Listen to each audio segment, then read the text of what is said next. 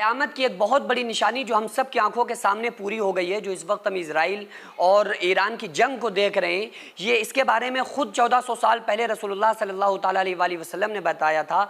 और जो कुछ हम अपनी आंखों से होता हुआ देख रहे हैं, ये सब क़यामत की निशानियों में से बड़ी बड़ी निशानियाँ हैं, जिनके बारे में रसूलुल्लाह सल्लल्लाहु अलैहि वसल्लम ने हमको बताया था। जिनमें से एक बहुत बड़ी निशानी ये है कि हज़रत इमाम महदी का ज़ुहूर होगा।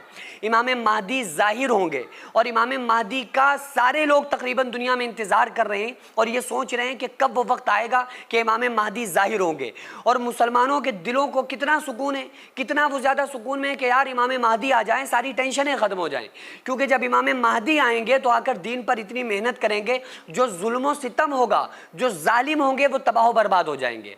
तो सारे मुसलमान, सारे लोग, सारे मजलूम चीख चीख कर, पुकार पुकार कर हज़रत इमाम महदी को आवाज़ दे रहे हैं और ये कह रहे हैं, दुआएं कर रहे हैं कि अल्लाह बस इमाम महदी को भेज दे।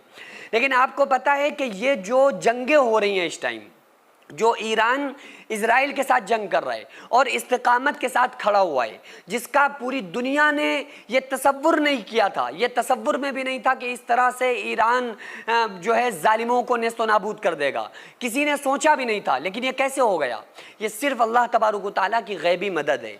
अल्लाह की जब मदद आती है तो सब कुछ मुमकिन हो जाता है। आका अलैहिस्सलातु वस्सलाम ने इरशाद फरमाया, क़ुर्ब क़यामत के करीब अगर तुम में से एक जमात मजबूती से दीन पर कायम रही तो फिर दुनिया की कोई ताकत तुमसे टकराने के बाद जिंदा नहीं रह सकती।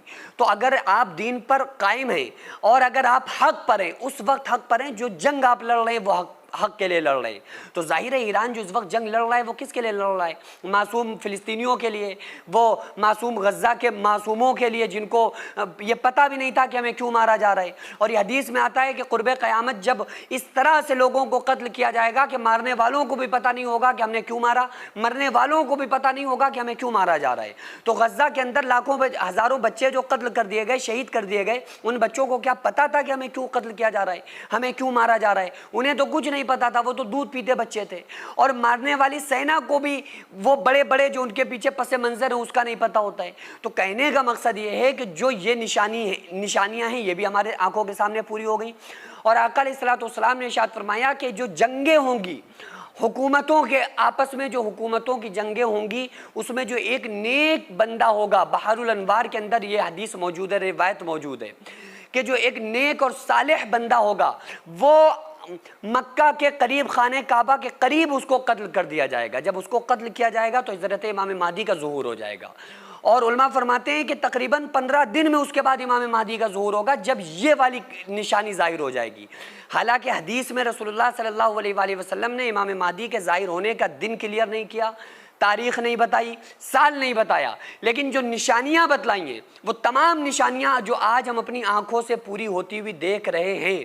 और ये जो इस्तिकामत अल्लाह ताला ने ईरान को अता की है कि वो हक पर होने की वजह से, तो ये इसी वजह से है कि आका अलैहिस्सलाम ने इरशाद फरमाया कि अगर तुम हक के लिए लड़े, हक पर कायम रहे, तो फिर दुनिया की कोई ताकत तुमसे टकराने के बाद जिंदा नहीं रह सकती।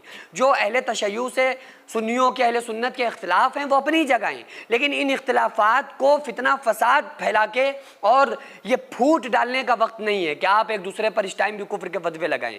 चूँकि बस आप इतना देख लें कि जो ईरान लड़ रहा है वो गज़ा के मासूमों के लिए लड़ रहा है, ईरान जो जंग कर रहा है, जो लड़ रहा है, वो बैतुल मुक़द्दस के लिए लड़ रहा है। तो कम से कम इस मसले में हम तमाम लोगों को एक प्लेटफॉर्म पर होना चाहिए, मुत्तहिद होना चाहिए, मुत्तफिक होना चाहिए। इस टाइम अक्सर लोग मस्जिद और मदरसों को तोड़ना और गिराना चाहते हैं, तो ऐसे में हमारा फर्ज बनता है कि हम अपने मस्जिद और मदरसों को कानूनी तौर पर मजबूत बनाएं। इससे पहले भी मैं अर्ज कर चुका हूं कि ऐसे में हम एक ऐसा स्कूल प्लस मदरसा बनाना चाहते हैं जिसमें बच्चे स्कूल के साथ साथ दीनी तालीम, हिफ्ज, आलिम का कोर्स और कुरान पढ़ना सीख सके। इतना बड़ा काम अकेले बिल्कुल भी मुमकिन नहीं है। अगर आप चाहते हैं कि आपका पैसा सही जगह पर लगे और आप चाहते हैं कि आपको इसका सवाब क़यामत तक मिलता रहे, तो फिर आप जरूर इस मदरसे, इस स्कूल में ताउन करें ताकि क़यामत तक इसका सवाब आपको मिलता रहे। क्योंकि जब तक स्कूल और मदरसे में लोग पढ़ते रहेंगे, तालीम हासिल करते रहेंगे, जब तक इंशाअल्लाह ताला अल्लाह ताला आपको सवाब अता करता रहेगा। अगर आप चाहें तो अपने मरहूमीन के नाम से इसाले सवाब के तौर पर भी दे सकते हैं। तो उसके लिए सबसे पहले ऐसी जमीन की जरूरत है जिसमें हम ये प्रोजेक्ट तैयार कर सकें जो कानूनी तौर पर मजबूत माना जाए। तो इसलिए आप लोग कोशिश करें कि ज्यादा से ज्यादा ताउन करें और बार बार ताउन करते रहें ताकि हम अपने इस नेक मकसद में कामयाब हो सके। ये कोई फ्रॉड नहीं है, धोखा नहीं है। आप चाहें तो आप आकर खुद यहाँ पर विजिट कर सकते हैं, आकर देख सकते हैं कि अल्हम्दुलिल्लाह किस तरह से यहाँ पर काम होते हैं, किस तरह से दीनी काम, मिली काम, कौम के काम, समाजी काम होते हैं। खुद आकर आप विजिट करके अपनी आंखों से देख सकते हैं। तो स्क्रीन पर जो आगाजिया वेलफेयर सोसाइटी का अकाउंट नंबर और स्कैनर नजर आ रहा है, इस पर आप ज्यादा से ज्यादा ताउन जरूर